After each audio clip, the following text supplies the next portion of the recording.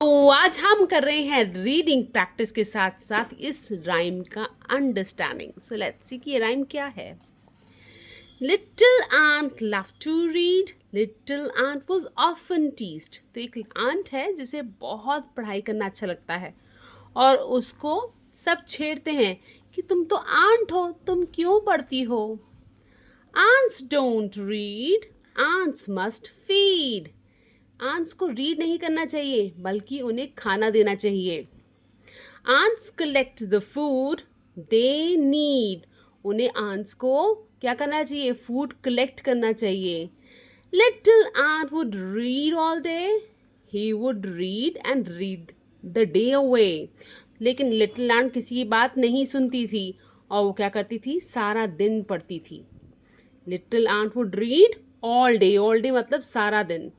He would read and read the day away, सारा दिन। The other ants took what they found to store for winter underground। लेकिन जो बाकी ants थी ना, वो नहीं पढ़ती थी।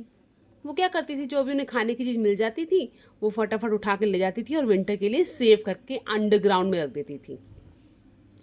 His mum and dad got really mad। तो इस आंट की जो रीड करती थी आंट, उसकी मम्मा पापा जो थे बहुत गुस्सा होने लग गए। मैड मतलब गुस्सा हो जाना। And little Alf felt really bad.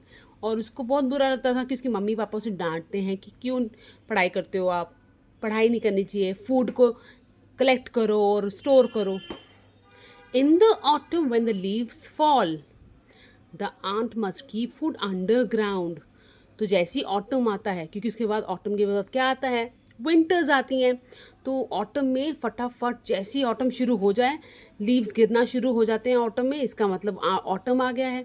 तो आंट को क्या करना चाहिए? फूड गैदर करके अंडरग्राउंड करना चाहिए, जिससे कि विंटर में जब वो अंडरग्राउंड चली जाएंगी, क्योंकि सर्दी में आंट्स बाहर नहीं आती हैं, जब वो अंदर चली जाएंगी तो वो फूड कौन सा खाएंगी? तो जो सेव करके रखा होगा वही फूड खाएंगी। इसलिए वो चाहते हैं कि पहले से ही अपना फूड आप सेव कर लो। The queen wants food to fill the store, so all the ant must work some more. तो जो क्वीन होती है इनकी आंट की, वो चाहती है कि सब फटाफट खाना स्टोर कर ले और ज़्यादा से ज़्यादा काम करना शुरू करें, क्योंकि अब क्या आ गया है? ऑटम आ गया है। Little ant begins she shout about a place he read about. लेकिन लिटिल आंट ने क्या करा? जब उसे पढ़ा, उसे पता लगा एक ऐसी जगह है जहाँ से उसे फूड ईजिली मिल सकता है।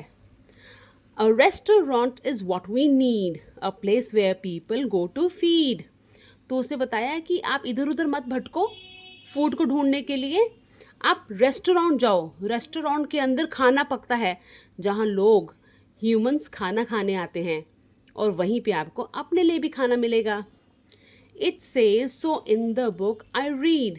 कहती है ऐसा लिखा हुआ है बुक के अंदर कि लोग रेस्टोरेंट में जाके खाना खाते हैं। The ants go marching one by one, they march into the setting sun. तो क्या करते हैं कि सारे आंट जो होते हैं एक एक करके रेस्टोरेंट को ढूंढने के लिए निकल पड़ते हैं।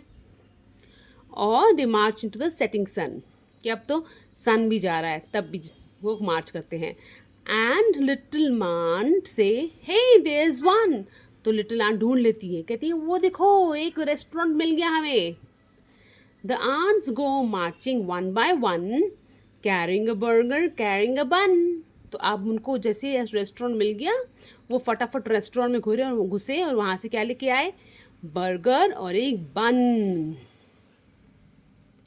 When they return, the queen is glad. Glad means happy. जब वो वापस आते हैं तो क्वीन तो बहुत खुश हो जाती है कि इतना सारा खाना। The stores are full, they cheer like mad। इतनी खुश हो जाते हैं कि जैसे पागलों की इतना खुश हो जाते हैं। Little ant gets hug from mum and dad. तो अब लिटिल आंट को सब हग देते हैं। हग मतलब प्यार देते हैं, गले मिलते हैं। His baby sister takes his hand. और जो छोटी बहन आती है वो भी उसके पास आती है और उसको वो भी प्यार करती है। Now I think I understand. अब छोटी बहन कहती है अब मुझे भी कुछ समझ में आया है। The way you love to read a book makes me want to take a look. जिस तरह से दीदी आप पढ़ती हो ना, मुझे लगता है मुझे भी पढ़ना चाहिए. So the rhyme ends here. Well, the rhyme teaches us that we should read. When we read, हमारे को क्या होता है, हमें नॉलेज मिलती है और हम अपना फ़ायदा सोच सकते हैं. इसलिए हमें रोज़ अच्छी तरह से पढ़ाई करनी चाहिए. आई होप आपको ये राइम समझ में आ गई होगी. फिर मिलूंगी नई वीडियो के साथ. तब तक बाय. Take care.